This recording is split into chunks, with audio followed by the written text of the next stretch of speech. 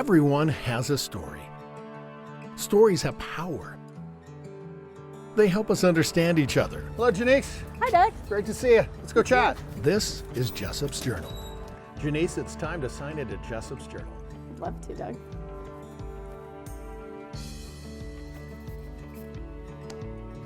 Hi, I'm Doug Jessop. Welcome to this episode of Jessops Journal from the Urban Lounge. With me today, Jonyce Bullock. So, Jonyce, number one, thanks so much for coming on. Thanks for having me, Doug. You know, before we get started, we got to do the hand sanitizing. All right. You know, from the folks at Five Wives. Thanks, guys. And yes, they do make adult beverages, just saying. Okay. So, I found out about you in a couple different ways. One is an interesting thing with one of your kids, but the other one, I come to find out that you are the CEO of a company. And I'm going, okay, I got to talk to this lady. Tell me a little bit about what company you are with. I'm with Squire and Company. Okay. We're a CPA firm here in Utah. We are one of the largest locally owned firms in Utah. We have two offices, an office in Orem, one in downtown Salt Lake, and we have approximately 180 employees. We've got 24 partners in the firm. Wow. Provide your traditional accounting services, audit and tax. And then from there, we do a lot of what we call advisory consulting, which is really any business need that a business may have. We provide a way to have access to that. It might be information systems, business valuations, strategy, payroll, outsource controller, outsource CFO, any of those types of services. We're there to help solve your entire business accounting needs. Now, I admit, you know, when you think accountant, sorry, I might get in trouble with the CPAs out there, but you know, it typically has this reputation of being kind of, dare I say it, boring. Okay, but you are anything but boring. And Thank you. So let's kind of go back a little bit. I looked at a picture once, and I saw one with you and your dad. You know which one I'm talking about? Yep, I do. Tell me about that. So my dad was an accountant. He actually worked as a controller for a company, but on the side he did public accounting type work. He did tax returns at home. And so when I was little, I used to sit by him at the table and I would do tax returns with him. And I had, you know, the yellow pad of note paper, had his 10 key, and I would do taxes. And so we have this picture of me sitting by my dad by his elbow, learning to do taxes. Really, I was just playing with the tape, and I like to get as many numbers on there as I could, take it out, staple it, put it on as a nurse's hat. But that was where I fell in love with accounting and helping people with that problem. People would come into our home, meet with my dad, go over their business taxes. He would help them and deliver that. And so from a really young age, I saw that on a micro level, and it became something I was very interested in doing. I mean, admittedly, I've owned a couple companies, and hats off to you guys, because I like to create things, but numbers are not exactly my strong suit. So it's just like, do you remember your first job? My first official W-2 paying job, I managed some storage units in Pleasant Grove. And I did everything. It was a smaller storage unit business, so there were no employees. I wasn't managing people. But I took care of all the accounting. I did the invoicing, rented them out, did the collections on the rents, and managed everything to making sure the gate worked when they came in. A little birdie told me that you were kind of doing a little side business when you were in high school. Yes, this is true. Okay, yeah. Does the IRS? No. No. It's fine, I promise. It's okay. But I understand that you actually did like your friend's taxes or something. What was the deal? I did. So back when I was in high school, we didn't have TurboTax. You couldn't just get online, plug your W-2 in, and have it pop out 2 minutes later. And I knew I wanted to go into accounting. I was trying to create a situation where I could have experience. And so I started doing 1040s for my friends in high school that had jobs. And I would prepare those by paper and deliver those tax returns.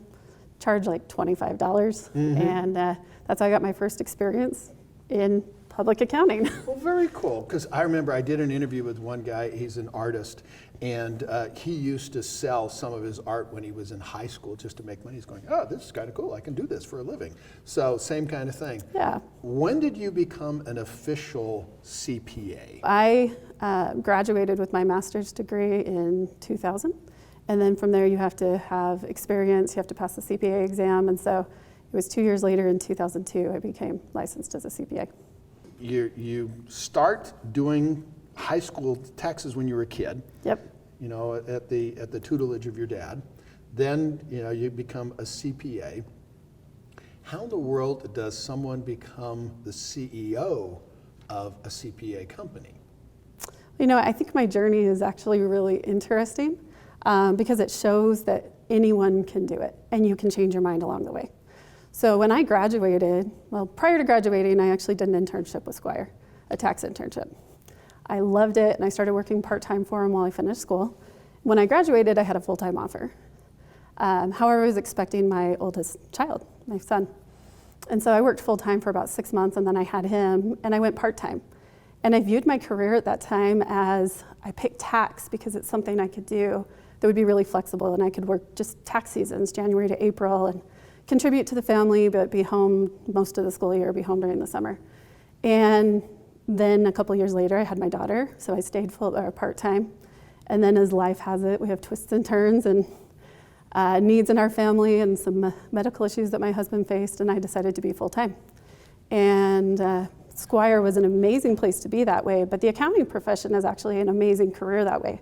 There's so many different ways you can take it, and you can be part-time and full-time, and you can ramp up and you can ramp back down. And so as it worked at that time, I ramped up. And I said, you know, if I'm gonna be here full-time, I wanna be part of the discussion.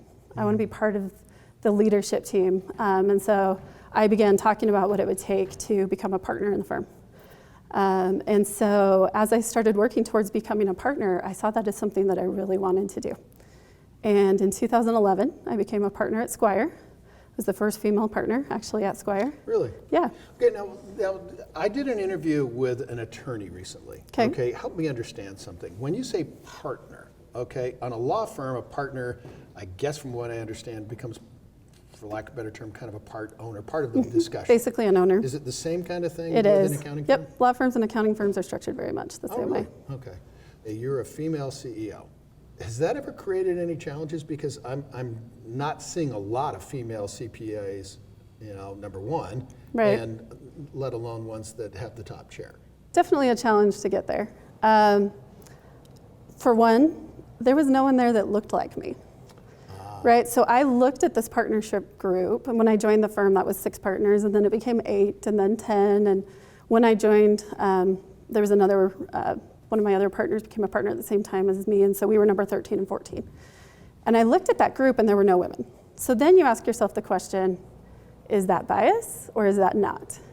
And what research is really showing in the accounting profession, and it probably applies to all professions, is that when you don't see someone that looks like you tend to self-select out. And so in the accounting profession, we find a lot of women who don't see women at the top and think there must not be a path for me, and they self-select out and do something different. And so I really started asking a lot of questions. Why isn't someone there? Is it something about work-life balance that could get in the way? Is there a bias? And what I really found is that the women before me in the firm had self-selected out, that there had been other females ahead of me who had had the opportunity and had chosen, for whatever reason, not to stay in the firm. And so then you look at it as well, and then you decide, okay, I can be there, but then who's really gonna mentor you? Mm-hmm. And so, for example, I was working with a mentor that I was assigned, who was an amazing mentor, and he did a lot for me. And we were having a conversation one day, and I looked at him and I said, well, what do you do when your kids are sick? And he's like, he just kind of looked stunned. Mm-hmm. And he said, you know, I've never thought of that. My wife just takes care of that. Right. And I owe him so much, because he really said then, he said, you know, Jonyce, that's a good question, and we should be able to help you with it. But we don't have someone here that looks like you.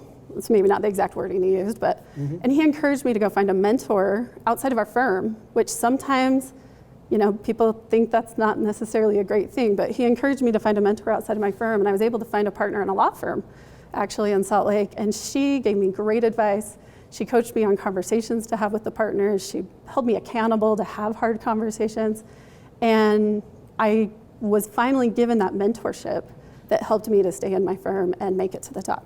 Well, you know, mentoring is a huge thing. I just did an interview with an attorney, you know, the same kind of thing. And when you look at things where you say, okay, this person, I don't see anybody else that looks like me. You know, a lot of the time people will think, okay, it's, you know, a person of color. But having, you know, a woman as the person that doesn't look like you is something really is not discussed a heck of a lot. Because admittedly, you know, I remember I interviewed a gal that she's the youngest state legislator in Utah. And in fact, one of the youngest in the country. And we talked about the fact that, you know, here's a question that women are asked, but men aren't. It's like, okay, and it's the same one. You know, what happens when your kids get sick? Right. Would a guy really get asked that question? Not very often, right? Not very often, you know. So help me understand, what does a CEO, not just at your firm, but what does a CEO do? CEOs are responsible for the strategic direction and leadership tone of the company. And so different companies may have more tactical responsibilities for a CEO. It depends on how you choose to implement. So some CEOs may have very much day-to-day management responsibilities. And when I came into that role, I had a lot more of that, but we've grown significantly. And so as we've done that, some of those management responsibilities are being transferred to others. And really my focus is to try and make sure we have a strategic direction, that people are pulling all together in that same strategic direction. In an accounting firm, we do have multiple partners, and those partners set goals every year. And to make sure we're not herding cats, you know, we have 24 partners right now, and if I had 24 partners who just set their own goals, we could be going 24 different directions, right? And so a lot of my role is to keep the partners aligned with our strategic direction, and then they keep the people under them aligned with the strategic direction, and that helps the entire firm continue to move forward. Okay, without getting too technical, you had mentioned earlier, and I think that the natural inclination for an accounting firm, you know, when people think, okay, you guys are really busy from January to April, what the heck do you do the rest of the year? You know, do you take a vacation, go to Bermuda, what, you know? Right. So what do you guys do as an industry the rest of the year? Well, it's really amazing because when I graduated, I felt like there was this true busy season, but it just feels like we're busy all the time now. There's a lot of legislation. There's a lot of business needs. I mean, if you take 2020, for example, the CARES Act that was passed in last March was over 800 pages of legislation. Oh my heck. They moved our due dates for our deadlines. Even in a normal year, we have extensions. And so we're reaching out consistently, trying to make people be able to help get their things in on time, to be able to meet their compliance needs. But beyond that, once we can meet that compliance deadline, like on a tax return or an audit that's required by a bank, then what we really want to do is proactively help our clients set and meet their goals. We want to sit down and say, what are your business goals? And if that's a tax perspective, sure, we helped you file a tax return, but what's a good long-term planning strategy for you? How can we help you maximize your tax savings and grow your business using that, reinvesting of that? And then that comes in, and they really fit together really well. How can we use that information to help align you with the best lenders to obtain capital or investors to obtain capital? And then what does your business information system look like? And so we work together as a firm with all the different parts of our businesses to really solve the entire business's need and make sure that we are a trusted advisor that helps them every step of the way. We're not just there on April 15th when they need to make a tax payment. We're there when they're making decisions all year long about anything that would affect the finances of their business or the strategy of their business. More of a strategic partner. Correct. Okay. You've got a daughter that has some pretty serious medical issues. And you have to do that life balance thing. So tell me a little bit about your daughter and what she's been dealing with. Yep. My daughter's Kaylee. Hi, Kaylee. She's 18 years old, and she has faced incredible challenges in her life, medically and some other ones. But medically, you know, starting even at birth, she had small challenges that were things like umbilical hernias that didn't heal, or her arm would come out of socket all of the time. Ouch. And what we learned as she reached her teenage years is that these were signs of bigger underlying conditions. And ultimately, over the last 3 years, she's been diagnosed with 9 conditions that are considered rare, actually. So she has an underlying connective tissue disorder called Ehlers-Danlos syndrome. It causes the connective tissue anywhere in your body to be weak. Most people commonly associate Ehlers-Danlos with like joint laxity problems, people who are overly flexible. In my daughter, what we're finding is it causes her vascular system to be weak. And so she's developed multiple vascular compressions throughout her body. So for example, she was diagnosed in 2019 with a condition called median arcuate ligament syndrome, which is where the celiac artery is compressed by a ligament in your diaphragm called the median arcuate ligament. That was causing her to have severe stomach problems. It was causing her to have weight loss, pain every time she ate or drank anything within a matter of minutes. It causes brain fog. It causes, that ligament also presses on your celiac ganglion nerve bundle. And that nerve bundle helps to control your autonomic nervous system. Okay. It's like your heart rate, your breathing rate, body temperature. Those were all issues that she was having go haywire. How is your daughter doing now? She's doing really well. She still faces challenges every day. There's still considerations of some additional vascular compressions, but we have solved the 3 largest ones at this point. And she's thriving as a freshman up at Utah State. Go Aggies. All right, there you go. She's about to go into finals. Last semester, she pulled off a 4.0, even while having a kidney transplant related to one of these conditions. Wow. And I got to ask them, yeah. What major, is she going into accounting? She's going into psychology with her end goal actually to do psychiatric genetics. She wants to go into the medical field, and these conditions ultimately are genetic conditions, and so that's really got her interested in the genetic side of it. And then helping to support people through the mental health side of long-term illnesses is something she's very passionate about as well. Oh yeah, what kind of advice could you give to those families out there that they're trying to figure out what the heck's going on? What advice would you give them? My advice is to trust your gut. Trust your instinct. When Kaylee was 2 years old, she was diagnosed with celiac disease, which at that time was considered rare. And I had multiple doctors tell me that there was no way she had that condition. And the day that the specialist called us and told us that she was positive for celiac disease, I'll never forget it, but he said, I will learn to trust a mother's intuition. And that has carried me through some very difficult circumstances in this journey. You know, I've had situations with doctors where they 100% believe that this was anxiety, that it was an eating disorder, that these problems were not true medical conditions. And my parent gut has told me that it's more than that, and that I'm capable of finding that solution. And that solution doesn't have to be based in accounting, that the skills that I've learned as an accountant have helped me to know how to do research, to sort fact from fiction, to find qualified sources, and to look for help from others, which is really what's led us on that social media journey, which is where ultimately we found a lot of our answers and access to the correct doctors to get her the help she's needed. Very cool. As a parent, one of the hardest things, because I think all of us parents have gone through something, not necessarily as dramatic as yours, but you know, you look and you see your kid in pain. And the thing that drives me absolutely crazy is when you can't do anything, you feel powerless, okay? But the way that your daughter has dealt with this, if she was sitting over here, what do you think she would say if I were to ask her, what has she learned through this journey? Kaylee has learned to embrace her scars. So through these medical trials, she's had several major abdominal surgeries. She has about 14 inches of scars, and she has learned that scars make you stronger.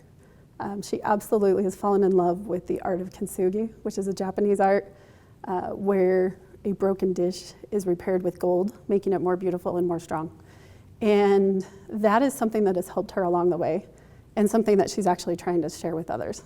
And you'll often find her doodling on her scars and embracing them and talking about them as being part of who she is. And that's something that she absolutely loves to share with others.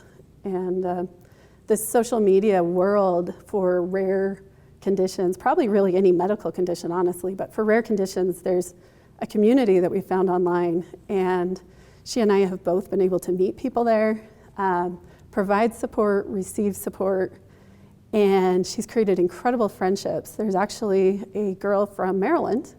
Her name is Kelsey. So we've got Kelsey and Kaylee. And she had surgery with my daughter back in Connecticut for the first major surgery. And they met there. We'd actually met online ahead of time, knew that they were both going to be there at the same time, but they met in person there. And together they have shared their healing journey. And they FaceTime each other, they text each other. And, they really say, you're the one who understands what I'm going through today. And it's been amazing because I've connected with her mom. And so as mothers, we've been able to say, this is so hard. And no one else knows what it looks like to look at your daughter and see what she's going through and not be able to do anything. And so both of us have been able to find this support through this connection. And then what has been amazing, because you've got this rare condition, and then as my daughter started to have new problems, which led to the next condition, I started to notice that Kelsey's mom was telling me similar problems. And so from clear across the country, I messaged her one day and I said, hey, Kaylee was just diagnosed with these two new conditions.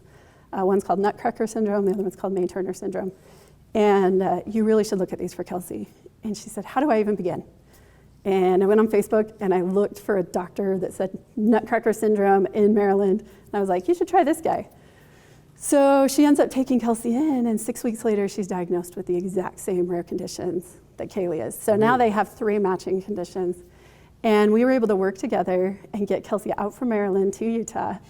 And she was able to have the same kidney transplant that my daughter was had with the same doctor in the middle of COVID. And it's just been so wonderful to watch these girls support each other and what they have learned and what they share and what they're going to be able to share their entire lives from this experience of helping each other find solutions and helping support each other along the way. Wow.